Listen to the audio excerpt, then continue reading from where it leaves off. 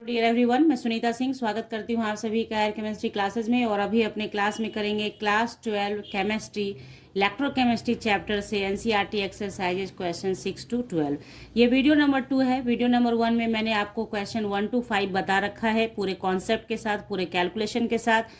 और वहाँ पे मैंने आपको इस चैप्टर से रिलेटेड कुछ बेसिक कॉन्सेप्ट्स बताए हैं स्टार्टिंग में वीडियो के 8 मिनट तक। वीडियो का जो 8 मिनट का 8 से 9 मिनट का टाइमिंग है उस वीडियो का, जिसका लिंक आपको अभी आई बटन और डिस्क्रिप्शन बॉक्स में दिखेगा, तो वो आपको मैंने वहाँ पे basic concepts related to this chapter दिया हुआ है। तो आप उस वीडियो को 8 से 9 मिनट देखें, ध्यान से देखें, सुने, समझें, ताकि आपको इसमें जो क्वेश्चंस अभी भी बताए जाएंगे उसका भी कॉन्सेप्ट मिल सके। ठीक है, यहाँ पे मैं उस कॉन्सेप्ट को फिर से नहीं रिपीट कर रही हूँ, क्योंकि अगर कोई बच्चे ऐसे हैं जो रेगुलर वीडियो वॉच करते हैं, मतलब वीडियो नंबर 1 उन्होंने देख रखा है, वीडियो नंबर 2 पे आए हैं, तो फिर वो टाइम वेस्ट हो जाता है और उन्हें लगता है कि बार बार एक ही बात मैम रिपीट करती हैं। ओके, तो चलिए क्वेश्चन, आप लोग अगर पहली बार वीडियो पे आए हैं बच्चों और आपको कॉन्सेप्ट समझना है तो बस उस वीडियो का 8 से 9 मिनट देख लीजिए, बस सफिशियंट है। उसके बाद आप ये क्वेश्चंस बनाने के लिए भी एबल हो जाएंगे। क्लियर, इतनी बात समझ गए आप? अगर वीडियो आपको अच्छी लगेगी तो वीडियो को लाइक करना है, अपने दोस्तों के साथ शेयर करना है, और चैनल को अगर अब तक सब्सक्राइब नहीं किया है आपने तो सब्सक्राइब कर लीजिए, बेल आइकन के साथ कीजिएगा ताकि नोटिफिकेशन आपको समय से मिल सके। ठीक है, और अगर आपने सब्सक्राइब कर रखा है तो थैंक यू। चलिए बढ़ते हैं क्वेश्चन नंबर 6 पे और देखते हैं कॉन्सेप्ट क्या है क्वेश्चन नंबर 6 का। ओके, सारी बातें मैंने आपको समझा दी हैं, ध्यान से सुनिए और उसको इम्प्लीमेंट में लाया कीजिए बच्चों, तभी उसका फायदा आपको दिख। क्वेश्चन नंबर 6 है क्या? In the button cells widely used in watches and other devices the following reaction take place. Button cell जो है वो जो कि आपके वॉचेज में यूज किया जाता है और अदर डिवाइसेज जिसमें छोटी बैटरी लगती है, ठीक है, तो वो जो है आपका उसमें कौन सा रिएक्शन होता है वो दे दिया गया यहाँ पे, है ना, रिएक्शन दिया हुआ है, ध्यान से समझिए। तो आपको डिटरमाइन करना है क्या, डेल्टा जी और ई फॉर द रिएक्शन। इस रिएक्शन के लिए डेल्टा जी और ई का वैल्यू निकालना है। इससे पहले जो 1 से लेकर 5 क्वेश्चन पढ़ाया है आपको, वहाँ पे सिखाया है कि डेल्टा ई निकाला कैसे जाता है। जब आप डेल्टा ई निकाल लेते हैं तब फिर उसी का वैल्यू पुट करते हैं डेल्टा जी निकालने के लिए, दोनों का फॉर्मूला होता है, वो सब बताया है और अभी भी बताऊंगी आपको। अब आप यहाँ ट्रिक्स से ध्यान से समझिएगा कुछ चीज़।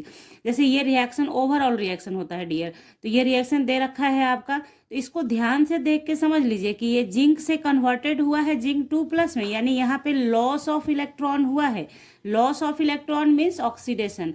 बस यही सब बातें बताई है आपको बेसिक रूप उस वीडियो में, जो मैं बार बार आपसे कह रही हूँ कि देख लो उसे, तो इसके लिए। ठीक है, तो लॉस ऑफ इलेक्ट्रॉन हुआ तो ऑक्सीडेशन हो गया यहाँ पे। तो एक चीज ध्यान देने के लायक है कि क्या है, जिंक से ये कन्वर्ट हुआ Zn+ में, यानी इसमें ऑक्सीजन का कहीं भी कोई यूज नहीं हुआ है, तो ये हो गया हमारा ऑक्सीडेशन। और Ag2O कन्वर्ट हुआ है किसमें, 2Ag में, यानी यहाँ O है, यानी वाटर के साथ जो भी अभिक्रिया है वो किसका हो रहा है, सिल्वर का हो रहा है। यानी रिएक्शन जब आप लिखेंगे इसका अलग अलग, अगर आप रिएक्शन लिखना चाहते हैं, सीखना चाहते हैं, तब वो कंडीशन होता है। अदरवाइज हम लोग यहाँ पे इसी से काम चला लेते हैं, उतना जरूरत ही नहीं पड़ता है। कैसे, देखिए ध्यान से। सबसे पहले तो आपने समझ लिया कि ये मेरा ऑक्सीडेशन है, ओबियस है कि ये ऑक्सीडेशन है, तो ये मेरा रिडक्शन होगा। रीजन क्या है इसका, ध्यान से देखेंगे आप। यहाँ पे देखिए ऑक्सीजन का -2 है, तो इस -2 को न्यूट्रलाइज करने के लिए एक सिल्वर पे +1 आएगा, चार्ज आएगा। एक सिल्वर पे +1, एक सिल्वर पे +1, तो 2 सिल्वर है तो इस पे +2 हो जाएगा, तो ये न्यूट्रलाइज हो जाता है। ऐसे करके आप रेडॉक्स रिएक्शन जब पढ़ते हैं ना, तो उस समय बताया जाता है आपको न्यूट्रलाइज करने के लिए।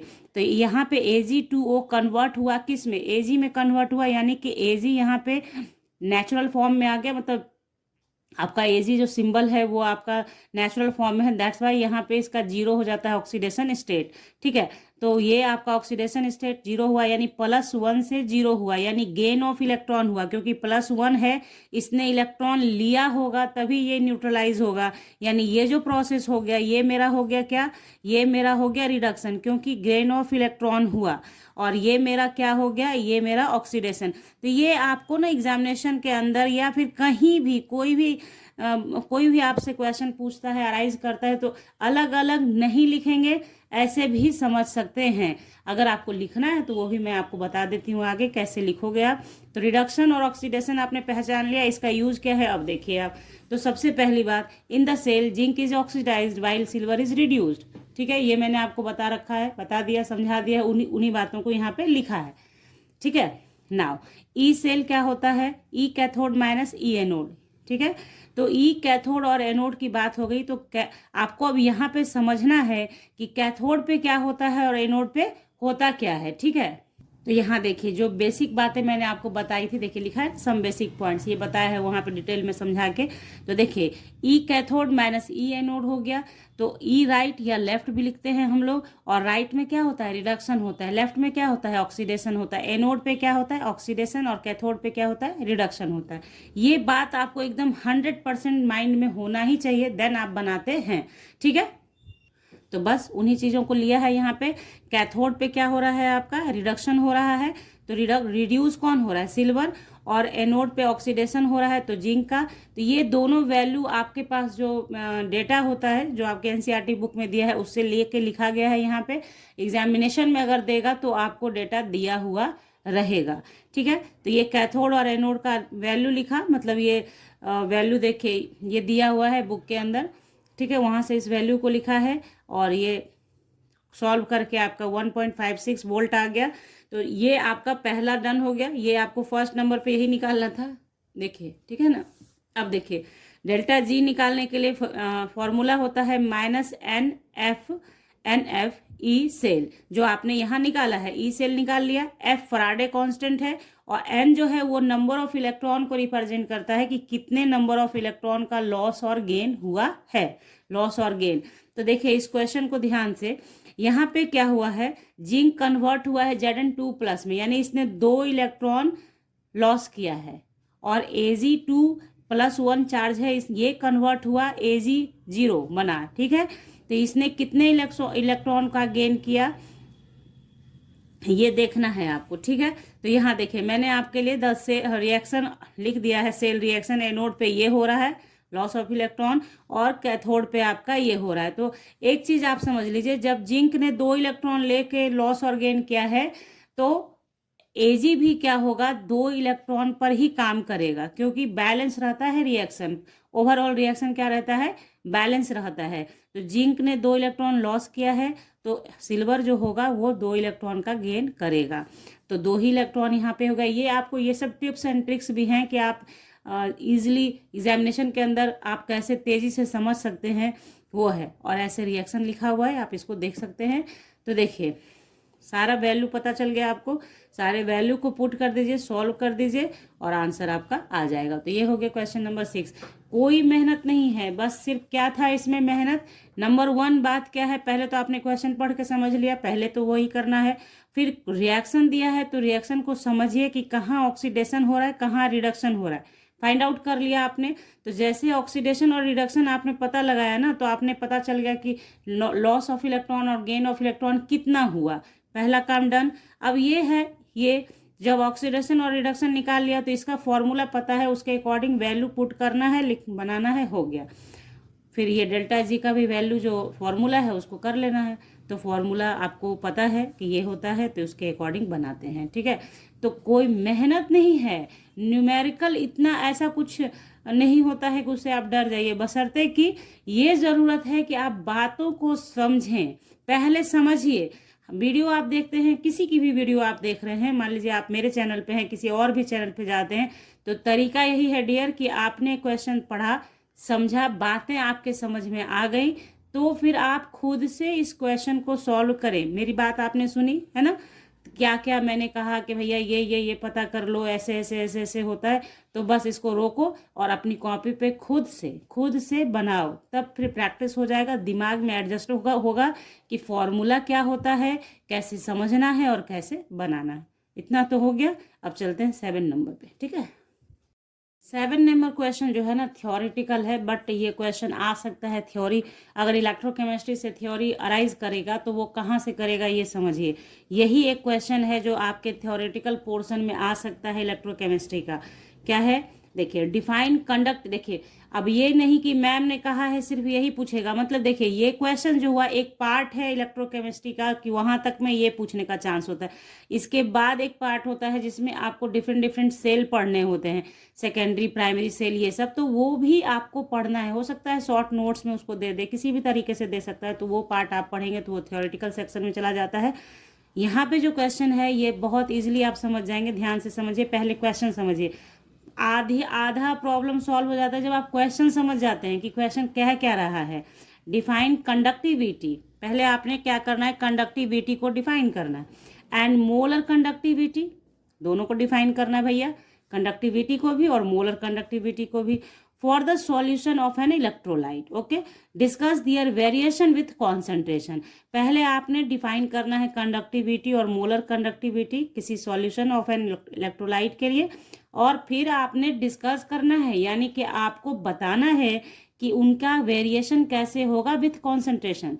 यानी कॉन्सेंट्रेशन का मतलब क्या हुआ, उसमें जो आपने सॉल्यूट डाला हुआ है उस सॉल्यूट की मात्रा को बढ़ाने घटाने पर क्या ही फर्क पड़ जाएगा इन लोगों पर, ये बताना है। क्लियर, क्वेश्चन समझ गए आप।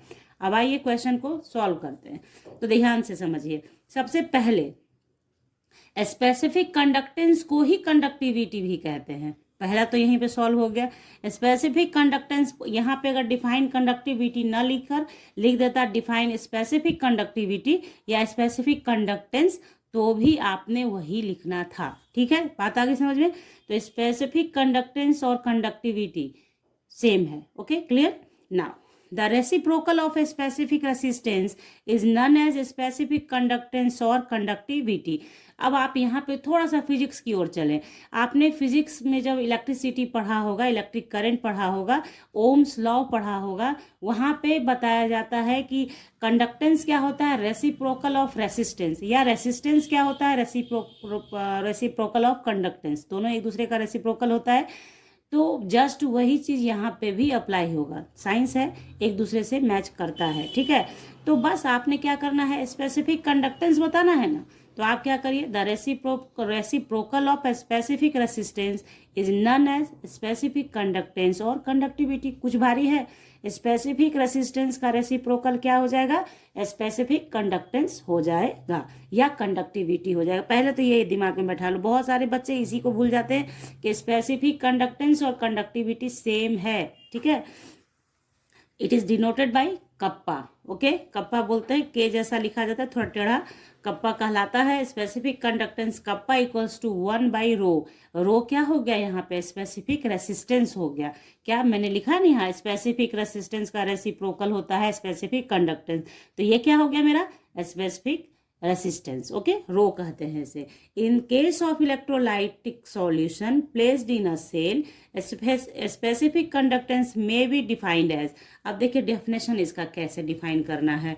ठीक है, conductance of the solution of an electrolyte enclosed in a cell with 2 electrodes of unit area of cross section separated by 1 centimeter, और it is the conductance of 1 centimeter cube। देखिए दोनों में से कुछ भी बोल सकते हैं, 1 सेंटीमीटर क्यूब, या ऐसे बोल सकते हैं 2 electrodes of unit area of cross section separated by 1 centimetre. तो देखिए एरिया के लिए हो गया centimetre square multiplied by 1 centimetre, तो ओवरऑल सेंटीमीटर क्यूब होता है ना, इसीलिए यहाँ पे और करके ये बात लिखी गई है, ध्यान रखिए। ठीक है, और it is the conductance of 1 centimetre cube, यानी centimetre cube of the solution of an electrolyte, यानी कप्पा इक्वल्स टू आपका हो गया C into L by A, जो कि L क्या है, L 1 सेंटीमीटर लेंथ है और A जो है एरिया के लिए है, एरिया है, A एरिया है जो दिया गया है सेंटीमीटर स्क्वायर में। देन जैसे ही आपका L 1 हो गया और A 1 हो गया, तो यहाँ पे 1 1 हो गया दोनों, तो क्या हो गया हमारा, कप्पा इक्वल्स टू C हो गया, कप्पा इक्वल्स टू C हो गया, यानी स्पेसिफिक कंडक्टेंस इक्वल्स टू क्या हो गया, कंडक्टिविटी हो गया। Specific conductance equals to conductivity हो गया। ठीक है, और इसका यूनिट क्या हो गया हमारा, यूनिट इसका पर ओम पर सेंटीमीटर या साइमन पर सेंटीमीटर, और आप पर ओम सेंटीमीटर लिख सकते हैं। तो ये यूनिट सब है, इसको जब आप इसको ध्यान में रखते हैं ना तो फिर ये यूनिट मेहनत नहीं लगेगा आपको। कैसे हो गया देखिए, यहाँ पे सी जो है पर ओम को रिप्रेजेंट कर रहा है, और पर सेंटीमीटर कैसे आया, एल का तो 1 सेंटीमीटर है, 1 सेंटीमीटर, और ए का 1 सेंटीमीटर स्क्वायर, तो कट गया 1 सेंटीमीटर, देखिए सेंटीमीटर स्क्वायर, तो एक ही कटा ना, तो एक तो ऊपर जाएगा ना, तो पर सेंटीमीटर।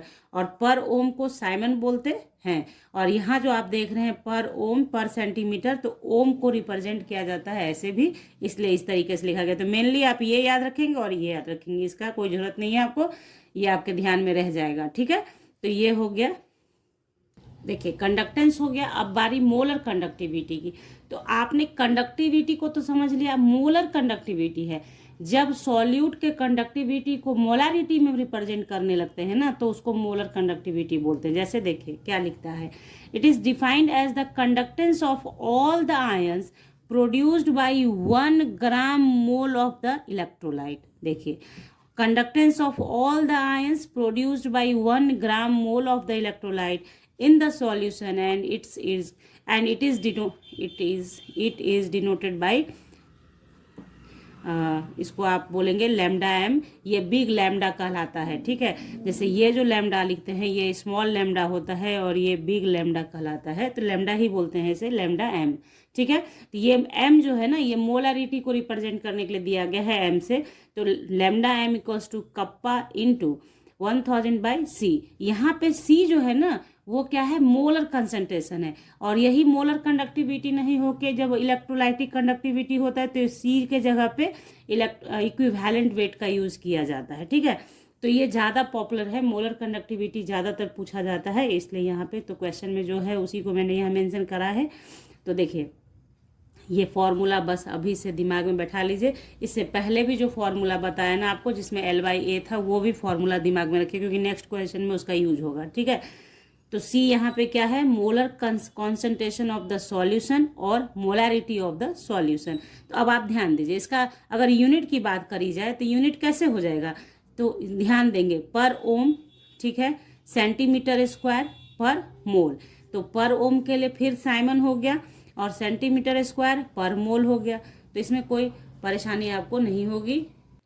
तो अब देखो यहाँ पे जो यूनिट लिखा गया है, या तो आप इसे याद कर सकते हैं या दूसरा तरीका है, अभी जस्ट आपने पीछे पढ़ा कि कप्पा के लिए क्या होता है, Simon per centimetre, Simon per centimetre. इसके लिए हमने ये वाला इसको कट कर दीजिए क्योंकि ये यहाँ पे पता नहीं चल रहा होगा आपको। यहाँ ध्यान से देखिए, कप्पा के लिए क्या लिख सकते हैं हम, साइमन पर सेंटीमीटर हो गया, साइमन पर सेंटीमीटर। ये 1000 है, इसको रहने दीजिए 1000।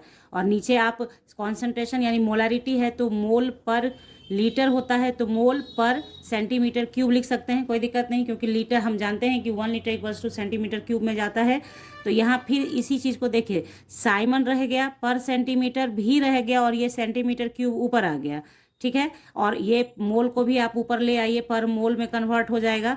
अब आप ध्यान से समझेंगे इसको देख के, तो ये 3 है, ये -1 है, प्लस जब करोगे क्योंकि सेंटीमीटर और सेंटीमीटर पर सेंटीमीटर और सेंटीमीटर क्यूब है, तो एक्सपोनेंट वाला जो फॉर्मूला अप्लाई होगा उसके अकॉर्डिंग बना के करेंगे तो क्या हो जाएगा, साइमन सेंटीमीटर स्क्वायर, क्योंकि 3 में से 1 चला जाएगा तो बचेगा 2 पर मोल। तो या तो आप ऐसे समझ लो या तो इसे याद कर लो, 2 में से एक ही बात है। मेरा काम है दोनों काम कर देना कि समझा भी देना, ताकि अगर इन केस आप भूल जाते हो और ये चीज़ आपको याद रहता है तब आप इसका इस्तेमाल कर सकते हो। ठीक है, तो यहाँ पे मोलर कंडक्टिविटी का डेफिनेशन हो गया, बातें सारी समझ में आ गई आपको। अब आइए वेरिएशन विथ कॉन्सेंट्रेशन समझेंगे, दोनों में किस तरह का कॉन्सेंट्रेशन की वजह से फर्क पड़ता है वो देखेंगे। तो सबसे पहले है conductivity of solution of an electrolyte decreases with dilution, decrease in concentration. This is because conductivity depends upon number of ions per unit volume of solution. On dilution, number of ions per unit volume becomes lesser, so conductivity decreases with dilution. Dilution जैसे जैसे करेंगे आप, जैसे मतलब dilution करेंगे तो उससे क्या होगा, नंबर ऑफ आयंस डिक्रीज करेगा और उसके कारण क्या हो जाएगा, कंडक्टिविटी भी डिक्रीज करेगा, क्योंकि नंबर ऑफ आयंस पे ही डिपेंड करता है क्या, कंडक्टिविटी। अब बारी आती है मोलर कंडक्टिविटी की। Molar conductivity of solution of an electrolyte increases with dilution और या इसको बोलेंगे decrease in concentration, this is because that total volume we of solution containing 1 mole of electrolyte also increases. ठीक है, तो यहाँ पे देखिए कि यहाँ जो लिखा जा रहा है कि इंक्रीज विथ डाइल्यूशन और ब्रैकेट के अंदर डिक्रीज इन कॉन्सेंट्रेशन, यानी आप वॉल्यूम बढ़ा रहे हैं अपने इलेक्ट्रोलाइट का। आप क्या कर रहे हैं, वॉल्यूम बढ़ा रहे हैं। आप वॉल्यूम जब बढ़ाएंगे तो वॉल्यूम बढ़ेगा तो डिक्रीज करेगा कॉन्सेंट्रेशन। क्यों? क्योंकि आपने वॉल्यूम बढ़ाया है, आपने इलेक्ट्रोलाइट की मात्रा को नहीं बढ़ाया, मतलब उसमें जो आपका सॉल्यूट पार्टिकल है उसको नहीं बढ़ाया है, डाइल्यूशन को बढ़ाया है। तो यहाँ पे इंक्रीज विथ डाइल्यूशन बोलेंगे तो यानी कि डिक्रीज इन कॉन्सेंट्रेशन होगा। ये आपको अपने आप समझना है। आप ऐसे समझ लो, मान लो कि आपने 1 गिलास पानी में चीनी मिला के बना लिया, ओके क्लियर। अब आपने चीनी अगर 5 चम्मच डाल के 1 गिलास में बनाया हुआ है वो ठीक है। अब आप क्या करो कि उसमें आप पानी ऐड करते जाओ, चीनी नहीं ऐड करो, तो क्या ही हो जाएगा, डाइल्यूशन बढ़ेगा, वॉल्यूम बढ़ता चला जाएगा, कॉन्सेंट्रेशन नहीं बढ़ेगा। कॉन्सेंट्रेशन का मतलब होता है नंबर ऑफ सॉल्यूट पार्टिकल। तो कितना नंबर सॉल्यूट तो आपने डाला ही नहीं है, सिर्फ डाइल्यूशन बढ़ा रहे, तो क्या होगा, धीरे धीरे कॉन्सेंट्रेशन क्या करेगा, डिक्रीज कर जाएगा। यही बात है समझने के लिए। This is because that total volume of solution containing 1 mole of electrolyte also increases. Volume क्या हो रहा है, सीधी सी बात है कि मोलरिटी वाले टर्म में वॉल्यूम आता है। अगर वॉल्यूम आप बढ़ा रहे हैं तो मोलर कॉन्सेंट्रेशन भी आपका क्या करेगा, बढ़ेगा। बस इतना सा समझ लीजिए, मोलरिटी में वॉल्यूम आता है इसलिए वॉल्यूम बढ़ा तो हमारा मोलर कंडक्टिविटी भी बढ़ जाएगा। यही कहानी है और कुछ नहीं। आगे बढ़ते हैं, ये क्वेश्चन नंबर 8 देख लेते हैं। क्या है हमारा, द कंडक्टिविटी ऑफ 0.20 m मतलब molarity solution of KCl at 298 kelvin is 0.0248 siemens per centimetre. समझ में आ गया आपको, साइमन पर सेंटीमीटर क्या हो गया, यहाँ पे ये कप्पा दिया है, स्पेसिफिक कंडक्टेंस या कंडक्टिविटी जिसे आप कह रहे हैं वो है। ये यूनिट से भी आप किसी किसी चीज़ की पहचान कर सकते हैं, बशर्ते एक यूनिट आपके दिमाग में होना चाहिए। तो जब आप पढ़ाई कर रहे हैं 11th-12th में हैं तो ये सब चीज़ आपके दिमाग में बार बार रिपीटेशन के कारण भी याद हो जाता है। कैलकुलेट इट्स मोलर कंडक्टिविटी, आपको मोलर कंडक्टिविटी निकालना है। अभी जस्ट मैंने जब आपको क्वेश्चन नंबर 7 पढ़ाया उसमें बोला है ना कि मोलर कंडक्टिविटी का फॉर्मूला याद रखें, तो बस उसी फॉर्मूले का इस्तेमाल करके वहाँ बना देना फटाक से। कंडक्टिविटी बताया आपको कि आपने जैसे ही देखा साइमन पर सेंटीमीटर तो वो कंडक्टिविटी या स्पेसिफिक कंडक्टेंस बोले आप, दिया हुआ है आपका। उसके बाद सी दिया हुआ है, मोलारिटी दिया हुआ है, और हम लोगों को पता है कि डेल्टा एम इक्वल्स टू होता है कप्पा इंटू 1000 बाई सी। अभी जस्ट हमने फॉर्मूला ये वाला पढ़ा है, सारा वैल्यू तो दे ही रखा है, बस कुछ नहीं करना है, वैल्यू को पुट करना है, सॉल्व करना है, आंसर आ जाएगा आपका। वैल्यू ये था हमारा, कंडक्टिविटी था 1000 फॉर्मूले का और ये था 0.20। तो बस मैंने कुछ नहीं किया है, यहाँ से डिसमिल हटाया है तो यहाँ पे 2 जीरो बैठा लिया, यहाँ से डिसमिल हटाया तो नीचे के तरफ 1 2 3 4 1 2 3 4 जीरो एक के साथ लिखा, और बाकी जितना जीरो है काट दीजिए। इसमें से सब जीरो जितना था काट के जो बचा, बस बचा क्या, ये बचा और नीचे 2 बचा, डिवाइड कर दीजिए तो इतना आपका आंसर आ गया, साइमन सेंटीमीटर स्क्वायर पर मोल। तो कितना इजी है, बशर्ते इजी तब होगा जब आप ये बातें समझ रहे हैं कि ये फॉर्मूला आपको पता है, ये आपको पता है कि ये कंडक्टिविटी दिया है, मोलारिटी दिया है, तब ये इजी हो जाएगा। बहुत आसानी से बन गया। अब आएंगे क्वेश्चन नंबर 9 पे अपना। क्वेश्चन नंबर 9 क्या कहता है, ध्यान से देखेंगे। The resistance of a conductivity cell containing 0.01 mkcl solution at 298 Kelvin is 1500 ohm. What is the cell constant if conductivity of 0.001 mkcl solution at 298 Kelvin is इतना। तो देखिए ये साइमन पर सेंटीमीटर दिया, यानी कि ये स्पेसिफिक कंडक्टेंस दे दिया आपको, ठीक है। मोलारिटी बार बार दे ही रहा है कि 0.001 m है मोलारिटी आपका। आपको निकालना क्या है, सेल कांस्टेंट। तो सेल कांस्टेंट वीडियो नंबर 1 में मैंने बताया है, cell constant equals to L/A होता है, यही जो अभी जस्ट बताया ना स्पेसिफिक कंडक्टेंस बताते वक्त, तो बस इसी को करना है। तो यहाँ पे देखिए L/A निकालना है तो इसके लिए फॉर्मूला है, ठीक है, जो आपने पीछे बनाया था ना, अभी जस्ट थोड़ा सा 1 सेकेंड रुकिएगा। ये देखिए, ये जो देख रहे हैं आप, यही निकालना है ना आपको, सेल कांस्टेंट बोलते हैं, L/A को सेल कांस्टेंट बोलते हैं। तो ये अगर हमें निकालना है तो इसके डिवाइडेड बाय ये कर देंगे तो निकल जाएगा ना, यानी स्पेसिफिक कंडक्टेंस के नीचे क्या कर देंगे, कंडक्टेंस कर देंगे, तो हमारा क्या निकल जाएगा, L/A निकल जाएगा। बस इसी फॉर्मूले का यूज़ करके इस सवाल को बनाना है। तो देखिए, कंडक्टिविटी दिया हुआ है मेरा, रेसिस्टेंस 1500 ओम दिया हुआ था, तो रेसिस्टेंस को कन्वर्ट किया किस में, कंडक्टेंस में। तो conductance equals to reciprocal of resistance हो गया, तो इसको कर दिया पर ओम हो गया हमारा, या इसे साइमन आप लिख सकते हैं 1/1500 साइमन। बस सेल कांस्टेंट का फॉर्मूला, वहां से आपका क्या हो रहा था, कंडक्टिविटी यानी कप्पा डिवाइडेड बाय कंडक्टेंस, तो कंडक्टिविटी बाय कंडक्टेंस हो गया। तो कंडक्टिविटी आपका दिया हुआ है क्वेश्चन पेपर पे, मतलब क्वेश्चन पे दिया हुआ है, तो यहाँ आपने लिख दिया। कंडक्टेंस आपने निकाला है वो लिखा, साइमन से साइमन को काट दीजिए और इसको सॉल्व कीजिए। तो सॉल्व करेंगे आप तो ये 1500 ऊपर आ गया है ना। अब इसको कुछ नहीं करना था, आपको सिर्फ इसको और इसको मल्टीप्लाई करना है, आप कीजिए उसे मल्टीप्लाई, आसानी से ये आप सॉल्व कर सकते हैं, पर सेंटीमीटर में आंसर आ जाएगा। कोई मेहनत वाला सॉल्व है ही नहीं इसमें कि आपको बहुत ज़्यादा मेहनत करना पड़ेगा।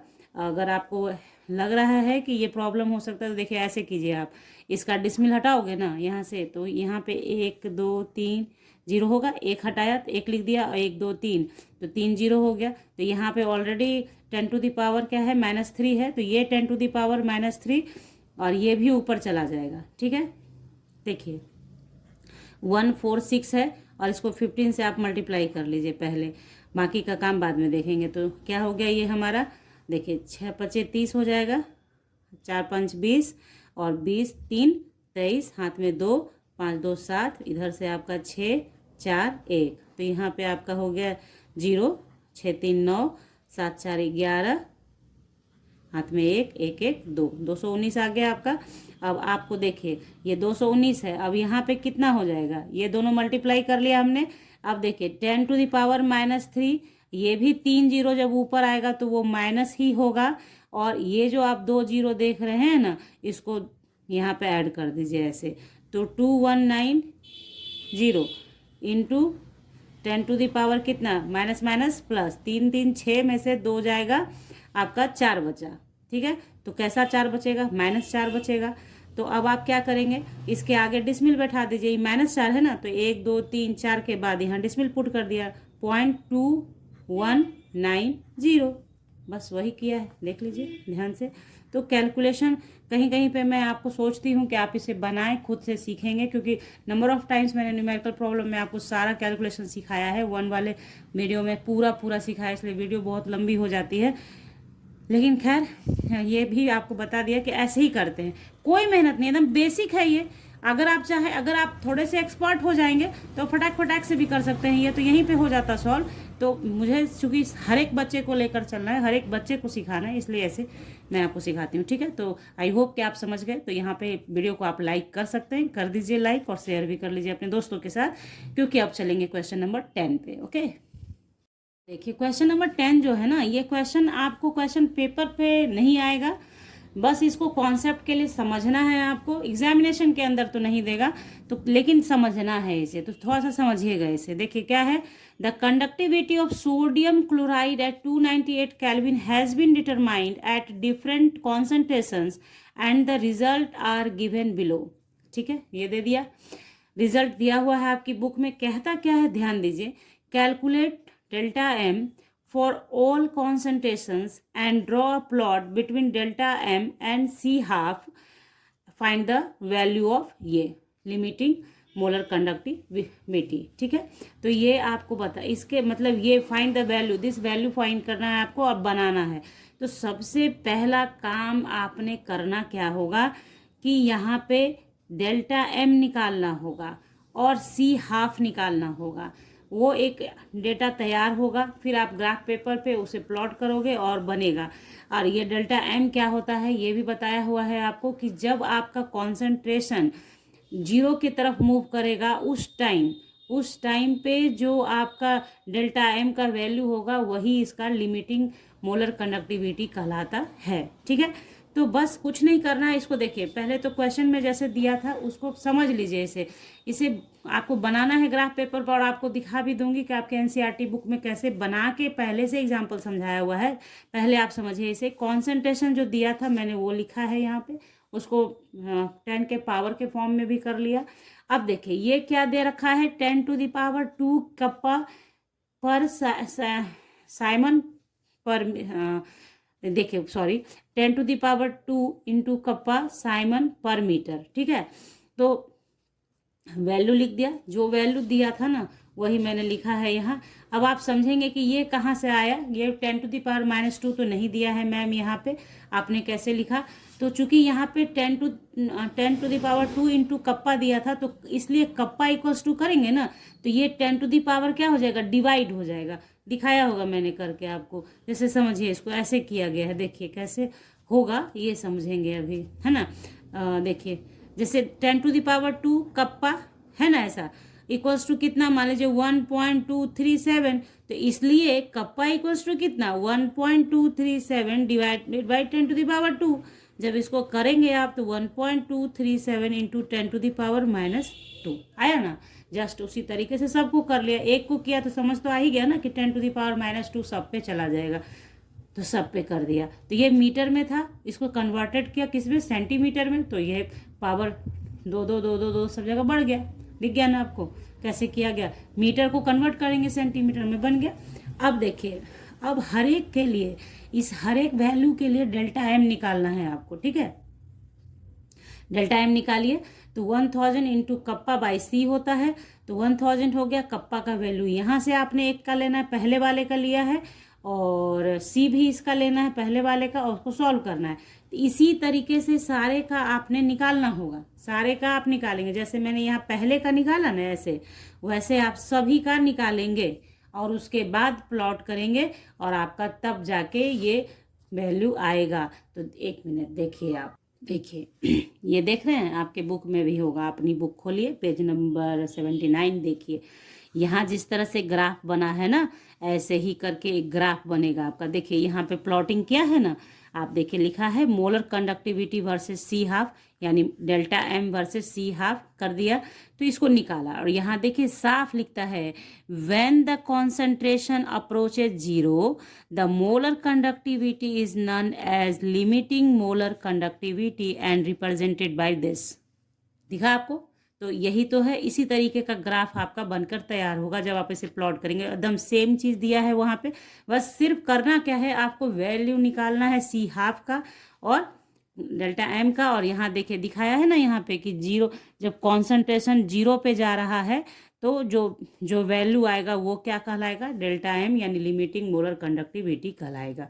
समझ गए। क्वेश्चन नंबर 10 आपके समझ में आया कैसे करना है, तो बस सीखने के लिए बनाना है, इसे बना लीजिए और समझिए इस चीज़ को। ठीक है, कुछ और नहीं सही, लेकिन इससे क्या होगा ना, कैलकुलेशन में आप फास्ट हो जाएंगे। आप बनाएंगे ना एटलीस्ट सभी का एक एक करके, कब डेल्टा एम निकालेंगे आप बार बार, तो आपको प्रैक्टिस होगा कैलकुलेशन का। ओके, चलिए 11 पे देखिए, क्वेश्चन नंबर 11 हम लोग देखेंगे क्या है हमें करना। तो देखिए, conductivity of 0.00241 M acetic acid, M मतलब मोलारिटी हो गया, acetic acid is 7.896 into 10⁻⁻5 siemens per centimetre. समझ गए, साइमन पर सेंटीमीटर यानी कंडक्टिविटी दे रखा है, मोलरिटी दिया हुआ है यानी एम दिया है यानी मोलारिटी दिया हुआ है। तो कैलकुलेट इट्स मोलर कंडक्टिविटी, इसका मोलर कंडक्टिविटी ज्ञात करना है आपको। और इफ डेल्टा एम नॉट यानी limiting molar conductivity for acetic acid is they रखा है, what is it's dissociation constant. तो इसे डिसोसिएशन कांस्टेंट इसका क्या होगा वो आपको बताना है। तो इसके लिए पहले अल्फा पता करेंगे और फिर डिसोसिएशन कांस्टेंट भी पता करेंगे। ठीक है, क्वेश्चन आपने समझ लिया। तो देखिए, जो यहाँ पे मैंने किया है, स्पेसिफिक कंडक्टिविटी दिया हुआ है आपका, ठीक है, सी का वैल्यू दिया हुआ है यानी कॉन्सेंट्रेशन दिया हुआ है, मोलर कॉन्सेंट्रेशन हो गया, और ये निकालना है आपको, और ये भी वैल्यू दिया हुआ है। तो जस्ट पीछे अभी जस्ट बताया है इसी क्वेश्चन को, मतलब इसी क्वेश्चन को नहीं, इसी टाइप के क्वेश्चन को सॉल्व करना। तो बस इसी तरीके से जो भी वैल्यू, सब वैल्यू तो पता ही था आपको, लिख देना है सारे वैल्यू को और सॉल्व करना है। तो यहाँ पे देखिए मैंने सॉल्व करके भी बता दिया है सारा कुछ, आप ध्यान से समझेंगे तो सीख जाएंगे, कोई दिक्कत नहीं होगी। कैसे कैसे मैंने किया है, सब किया हुआ है यहाँ पे। तो यहाँ पे मेरा डेल्टा एम सी यानी कि molar conductivity at any concentration मैंने इसको निकाला है, गिवन कॉन्सेंट्रेशन जो दे रखा है उस पर। ठीक है, अब अल्फा का फॉर्मूला जो होता है वो ये होता है। तो फॉर्मूला के अकॉर्डिंग आपने इसका ये फॉर्मूला आपको याद रखना पड़ेगा। फॉर्मूला के हिसाब से जो वैल्यू था उस वैल्यू को पुट किया, सॉल्व किया, अल्फा का वैल्यू आ गया। ठीक है, उसके बाद डिसोसिएशन कांस्टेंट के लिए ये फॉर्मूला होता है, फॉर्मूला लिखिए और जो वैल्यू पता है सब लिखिए। कॉन्सेंट्रेशन दिया हुआ था आपका 0.00241 लिख दिया, अल्फा का वैल्यू आपने निकाला है और यहाँ पे ऐसे किया। इसको सॉल्व कीजिए, इसको स्क्वायर बार मल्टीप्लाई करोगे तो इतना आएगा, इतना इतना आ गया। अब इसको और कैलकुलेट कर लेते हैं। देख लीजिए पूरा पूरा कैलकुलेशन मैंने कर दिया है आपको समझाने के लिए। टोटल बस अब तो यहाँ से कैलकुलेशन का ही काम कमाल है, कैलकुलेशन हुआ और सॉल्व होके आपके सामने डिसोसिएशन कांस्टेंट का वैल्यू आ गया। ठीक है, तो ये 11 नंबर कंप्लीट हुआ। अब आइए 12 में। अब 12 क्वेश्चन बनाने से पहले सुन लीजिए कि 12 number question very very important है। अक्सर ये ऐसा क्वेश्चन पूछा जाता है और बहुत ईजिली बन जाता है। कुछ बातों का ध्यान रखना होगा आपको, बस वो बातें 2 सेकंड में बता दूंगी, उसके बाद आप उसको फटाक से बना लोगे खुद भी। ठीक है, देखिए क्वेश्चन नंबर 12 कहता है how much charge is required for following reduction. जो रिडक्शन हो रहा है, इन रिडक्शन को कराने के लिए कितने चार्जेस का आवश्यकता पड़ेगा। तो ये आपका जो इलेक्ट्रोकेमिस्ट्री के अंदर फराडे लॉ का सेक्शन है वहाँ से ये बनता है। तो ईजिली आप समझेंगे इसे कैसे है। 1 mole of aluminium 3+2 aluminium convert करने में कितना चार्ज जाएगा। तो सबसे पहली बात 1 मोल ऑफ एल्यूमिनियम 3+ को कन्वर्ट कीजिए एल्यूमिनियम में। गेन ऑफ इलेक्ट्रॉन है, गेन ऑफ इलेक्ट्रॉन ही होगा क्योंकि रिडक्शन हो रहा है। तो रिडक्शन हो गया, एल्यूमिनियम 3+ को न्यूट्रलाइज करने के लिए 3 इलेक्ट्रॉन चाहिए होगा, तब वो कन्वर्ट होगा एल्यूमिनियम में, हो गया कन्वर्ट। फिर क्या है, यही जो 3 इलेक्ट्रॉन देख रहे हैं तो ये फराडे के अकॉर्डिंग इसको 3f बोलेंगे। 3f यही f जो होता है चार्जेज होता है। ये आता कैसे है देखिए, ये जैसे इलेक्ट्रॉन का जो चार्ज होता है वो और एवोगाद्रो नंबर को मल्टीप्लाई करोगे तो ये वैल्यू आता है फराडे का। ठीक है, तो उतना अभी हम लोग नहीं देख रहे हैं, वो आप जब पढ़ते हैं थ्योरी पर जब पढ़ाया जाता है आपको उस टाइम में बताया जाता है कैसे ये वैल्यू आया है। फिलहाल यही है कि ये जो वैल्यू आप देख रहे हैं यही चार्ज है ना, यही इसी चार्ज का इसी का नीड है किसके लिए, रिडक्शन करने के लिए। किसका, 1 मोल ऑफ एल्यूमिनियम 3+ का एल्यूमिनियम में। तो बस इसको बोलते हैं फराडे। तो फराडे का वैल्यू आता है 96500 कूलाम। ठीक है, बस 3 इंटू इतना करिए और जो आता है वही चार्ज का आवश्यकता है 1 मोल के लिए, बस उसी को यहाँ पे किया है और बना के इतना आंसर आ गया, 3 से मल्टीप्लाई करके आ गया। उसी तरह से 1 मोल से नेक्स्ट नंबर पे है 1 मोल ऑफ Cu2+ को कन्वर्ट करिए Cu में। तो ऑब्वियस है 2 इलेक्ट्रॉन लेगा तो 2f हो गया। अब इस 2f यानी 2 और इसको मल्टीप्लाई कीजिए, यही चार्ज का नीड होगा किसके लिए, 1 मोल ऑफ Cu2+ को कन्वर्ट करने के लिए Cu में। कोई मेहनत है, कोई मेहनत नहीं। ठीक है, अब देखिए 12 का जो लास्ट नंबर है MnO4 को कन्वर्ट करना है Mn2+ में। तो यहाँ पे आप ध्यान देंगे कि MnO4 से कन्वर्ट हुआ है Mn2+ में, यानी यहाँ भी इलेक्ट्रॉन का गेन हुआ, फिर भी वो बना क्या, Mn2+। तो ये मत समझिएगा कि ये तो न्यूट्रलाइज हुआ ही नहीं तो रिडक्शन हुआ कैसे, नहीं, रिडक्शन तो होगा ही होगा, बस देखेंगे कि कैसे बना है ये। ठीक है, तो सबसे पहले आप अगर आपको एक बारी में बनाना है, इतना ऐसे ऐसे नहीं करना है, तो आप इजीली इसको समझ सकते हैं कैसे। देखिए ये होता कैसे है, Mn जो है ना, Mn और O4 है माइनस, तो Mn पे कितना चार्ज आएगा वो देख लेना होता है हमें। ठीक है, जैसे इसका 4 दूनी 8 हो गया, -8 है। ठीक है, देखिए इसको x मान लीजिए, x प्लस 2 इंटू -4 कीजिएगा इक्वल्स टू -1, तो x इक्वल्स टू -8 -1, तो x equals to -1 + 8 equals to +7। तो यहाँ पे ये कितना हो गया, +7 चार्ज हो गया। तो +7 में कितना इलेक्ट्रॉन ऐड करोगे कि +2 में कन्वर्ट होगा, तो 5 इलेक्ट्रॉन तो लेगा ना, ये 5 इलेक्ट्रॉन लेगा है ना, 5 इलेक्ट्रॉन लेगा तब Mn2+ में कन्वर्ट होगा। 7 चार्ज है, इसको न्यूट्रलाइज कितना से करना है, 5 देंगे इसको इलेक्ट्रॉन तो ये 2 में आ जाएगा। बस उसी को यहाँ पे इतना अच्छे से लिख के किया गया है, MnO4 बनाया गया माइनस। इस पर अब हाइड्रोजन को बैलेंस, यहाँ पे चूंकि ऑक्सीजन है 4 तो दोनों तरफ ऑक्सीजन भी बैलेंस करना था, तो ऑक्सीजन को बैलेंस करने के लिए ऐड किया वाटर, 4H2O किया। अब इस हाइड्रोजन को बैलेंस करने के लिए इधर 8H+ आयन ऐड किया उसके बाद दोनों तरफ चूंकि आपका क्या होना चाहिए, नंबर ऑफ इलेक्ट्रॉन्स भी बैलेंस होना चाहिए। ये आप ऑक्सीडेशन रिडक्शन वाले पोर्शन में पढ़ते हैं, ठीक है। दोनों तरफ इलेक्ट्रॉन भी बैलेंस होना चाहिए। तो हो गया बैलेंस, देखिए कैसे, इसके पास 8 चार्ज है प्लस इसके पास 5 इलेक्ट्रॉन हो गया, इसके पास ये निगेटिव आप खाली लेंगे, ठीक है। तो 6 निगेटिव चार्ज हुआ, तो 5 और 1 6, 6 निगेटिव चार्ज को न्यूट्रलाइज किया, 8 प्लस चार्ज, तो बचा कितना इस पे हुआ ना, देखिए 8 प्लस है और इसको 6 चार्ज निगेटिव माइनस करेगा तो क्या बचेगा, +2 चार्ज बचेगा ना। इधर +2 चार्ज, इधर भी +2 चार्ज ही है, इसलिए ये बैलेंस हो गया। तो इतना कीजिए, अदरवाइज सबसे सिंपल तरीका है ऐसे बनाने का। अगर आपने ऑक्सीडेशन रिडक्शन पढ़ा है 11th क्लास में तो ये बहुत इजीली आपसे हो जाएगा। तो ये आपने किया, बस 5 इलेक्ट्रॉन चाहिए भैया, तो 5 फराडे हो गया, तो 5 गुने 10 और बन गया आपका क्वेश्चन नंबर 12 का थर्ड। तो इस तरह से हमने आज के वीडियो में क्वेश्चन नंबर 6 से 12 पढ़ा है। कहीं कोई कन्फ्यूजन रह जाए, कुछ समझ में नहीं आया हो, कोई भी दिक्कत, कोई भी परेशानी अगर आपको दिखती है तो वो लिखिए कमेंट सेक्शन में कि मैम ये परेशानी पढ़ाने के बावजूद रह गया, ताकि उस प्रॉब्लम को दूर किया जाए। फिर से वीडियो को शूट किया जा सकता है, कोई दिक्कत नहीं है, बनाया जाएगा, आपको बताया जाएगा। तो इस आशा के साथ कि आप कमेंट करेंगे, लाइक भी करेंगे, शेयर भी करेंगे और सब्सक्राइब करके भी रखेंगे चैनल को। आपसे मिलेंगे नेक्स्ट क्लास में नेक्स्ट वीडियो के साथ, तब तक के लिए bye, thank you, take care, have a nice day बच्चों।